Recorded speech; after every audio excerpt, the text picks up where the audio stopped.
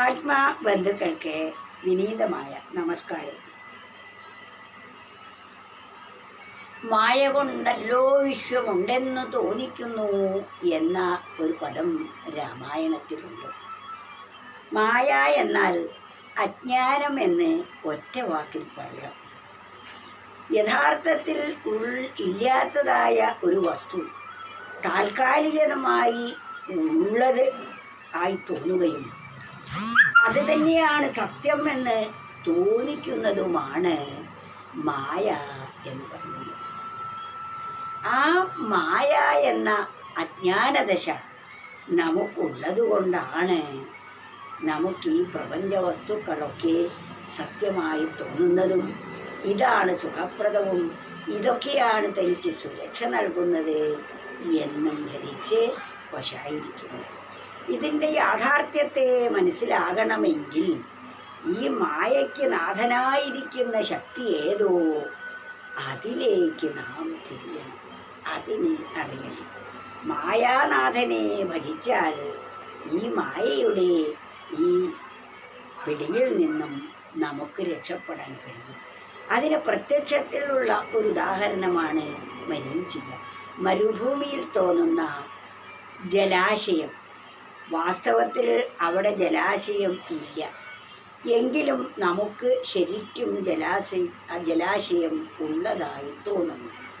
എന്നിട്ട് ആ ജലാശയത്തിലെ വെള്ളം കുടിച്ച് ദാഹം തീർക്കാമെന്നും ആശ്വസിക്കാമെന്നും കരുതി ആ വെള്ളത്തിനായി പായുന്നത് പോലെയാണ് ഈ ലോകഭോഗങ്ങൾ എല്ലാം എന്ന് പറയുന്നത്.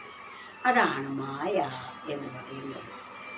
ആ ജലാശയം ഉണ്ട് എന്ന് തോന്നിപ്പിക്കുന്ന പ്രതിഭാസമേതോ അതിനാണ് മായ എന്ന് പറയുന്നത്. അതിനാൽ ഏത് മായയുടെ വിലാസമുണ്ടായാലും നാം ബോധിക്കണം, അവിടെ അങ്ങനെ തോന്നപ്പെടുന്നതാണ്, വാസ്തവത്തിൽ അതില്ലാത്തതാണ് എന്ന് ബോധിച്ചാൽ ആ വെള്ളത്തിനായി നാം ഓടുകയില്ല. അത് ബോധിക്കാത്തയാളെയാണ് അജ്ഞാനി എന്ന് പറയുന്നത്. അജ്ഞാനികൾക്ക് മാത്രമേ മായ ബാധകമാവുകയുള്ളൂ. ഇതിൻ്റെ സത്യാവസ്ഥ ബോധിച്ച ഒരാൾക്ക് ഒരിക്കലും മായയുടെ പിടിയിൽ പെടുകയില്ല. ഇതിന് നാം ജ്ഞാനസ്വരൂപിയായിരിക്കുന്ന സർവേശ്വരനെ ഭജിക്കുകയാണ് വേണ്ടത്. അതിനാൽ നാം അതിനൊരു കവി പറയുന്നത് ഇപ്രകാരമാണ്: മായയാലുളവാമജ്ഞാനാദിരോഗങ്ങൾ മാറുവാൻ മായാദിനാഥനെ തന്നെ ഭജിക്കുന്നു മനസ്സികൾ. മനസ്സിനെ ജയിച്ച ആളുകൾക്കാണ് ഇവിടെ മനസ്സികൾ എന്ന് പറയുന്നത്. മായയാലുളവാം അജ്ഞാനാദിരോഗങ്ങൾ മാറുവാൻ, മായയിൽ നിന്നുണ്ടാകുന്ന അജ്ഞാനമാകുന്ന ആ രോഗത്തിൽ നിന്നും നമുക്ക് രക്ഷപ്രാപിക്കണമെങ്കിൽ മായയ്ക്ക് അതീതനായിരിക്കുന്ന നാഥനെ തന്നെ ഭജിക്കേണ്ടിയിരിക്കുന്നു. ആ മായയ്ക്ക് അതീതനായിരിക്കുന്ന നാഥൻ ആരാണ്? അതിൽ നിന്നാണ് ഈ മായ ഉണ്ടായത്. മായയ്ക്ക് നാഥനായിരിക്കുന്ന ആ ഭഗവാൻ അറിവിൻ്റെ സ്വരൂപമാണ്. അതുകൊണ്ടാണ് അതിനെ പ്രജ്ഞാനം ബ്രഹ്മ എന്ന് പറയുന്നത്. ആ ബോധം നമുക്കുണ്ടായാൽ, ആ ബോധമുള്ള ഒരാളെ ഈ മായ ബാധിക്കുകയില്ല. അതാണ് ജ്ഞാനമുണ്ടായാൽ ഈ മായ ബാധിക്കില്ല. അജ്ഞാനമാണ് മായ എന്ന് പറയുന്നത്. അജ്ഞാനം പോവാൻ ജ്ഞാനമാണ് ഉണ്ടാകേണ്ടത്.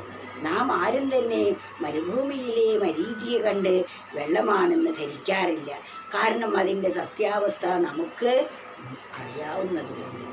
എന്നാൽ ഈ പ്രപഞ്ചം മുഴുവനുള്ള ഈ സത്യബുദ്ധി നമുക്ക് പോകണമെങ്കിൽ ആ മായാനാഥനെക്കുറിച്ച് ഒരു ബോധം നമുക്ക് വേണം. അതിനാണ് ജ്ഞാനം എന്ന് പറയുന്നത്. അതിനാൽ മായയാലുളവാമജ്ഞാനാദിരോഗങ്ങൾ മാറുവാൻ മായാധിനാഥനെ തന്നെ ഭജിക്കുന്നു മനീഷികൾ.